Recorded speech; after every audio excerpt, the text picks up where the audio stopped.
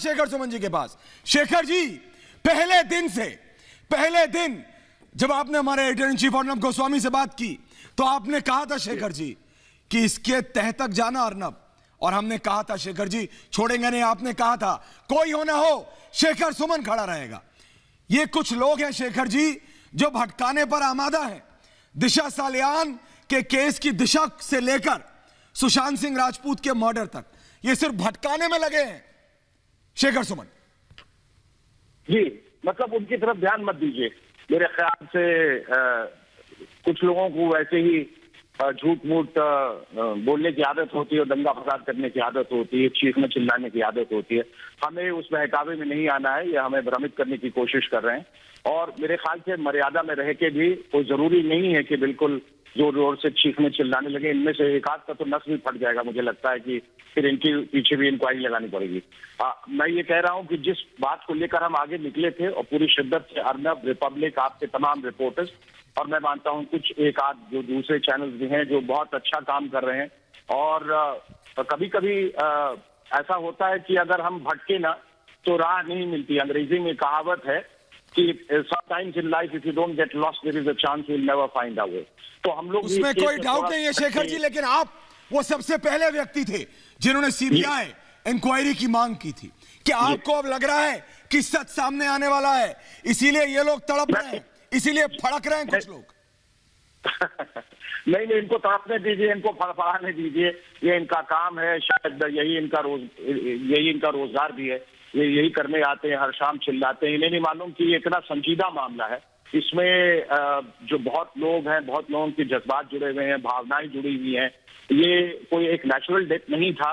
ये हमारी film industry का एक चमकता हुआ सितारा था जो यूं आंखों के सामने से ओझल हो गया कि पता ही नहीं लगा कि क्या हुआ। और ये साफ ये दिखने में आ रहा था कि there is more than meets the eye, और इसकी ये आत्महत्या का केस नहीं, ये हत्या हुई है। उसको लेकर हम सब आगे बढ़े और देखा कि अगर इसमें सच्चाई नहीं होती तो सुप्रीम कोर्ट भी आगे आके सीबीआई के जांच के आदेश नहीं देता, और माननीय सुप्रीम कोर्ट ने भी ये दिया। ये एक लंबी लड़ाई है और ये शायद लड़ाई आगे भी चलेगी, लेकिन सच्चाई आखिरकार सामने आएगी। हमें थकना नहीं है, हमें रुकना नहीं है, हमें इन लोगों की बातों पर ध्यान नहीं देना है। ये लोग बोल रहे हैं, इनको बोलने दीजिए। चलिए, इनका भी एक पक्ष है, लेकिन आप जिस तरह से दिशा का केस रीओपन किया है अर्नब ने, जो मैं बहुत दिनों से ट्वीट भी कर रहा था, मुझे ऐसा लगता है और मैं दावे के साथ कह सकता हूं कि जब दिशा का केस सुलझेगा उसके साथ साथ सुशांत का केस भी सुलझेगा। आपने कहा था शेखर सुमन जी, आपने कहा था कि सुशांत सिंह राजपूत एक बड़े राज को भारत की जनता दुनिया के सामने लाने वाले हैं, आपने कहा था। और इसीलिए तो क्या है ये राज आपको मालूम है? आप मुंबई की रग रग से वाकिफ हैं, आप जानते हैं इस चकाचौंध के पीछे की दुनिया को। भारत को बताइए शेखर सुमन जी, जानना चाहती है भारत की जनता। आप देख लीजिए कि जो भी राज रहा होगा, और मुझे नहीं मालूम कि कौन इनसे क्या कहना चाहता था, हालांकि अब वो धीरे धीरे उजागर हो रहा है। पर ये सच है कि वो कुछ ऐसे इस तरह से वो राजदार हो गए थे, कुछ ऐसा राज जान गए थे जिसका पर्दाफाश करने से बहुत लोग मुश्किल में आ सकते थे, बहुत लोग सलाखों के पीछे जा सकते थे, उनकी जिंदगी मुश्किल में आ सकती थी। इसलिए जब उन्हें ये बात पता चली और जब वो इस दिशा में आगे बढ़ रहे थे, उन्होंने साफ साफ कहा, अपने दोस्तों से भी कहा, अपने करीबी के लोगों से कहा कि अब वो मुझे नहीं छोड़ेंगे।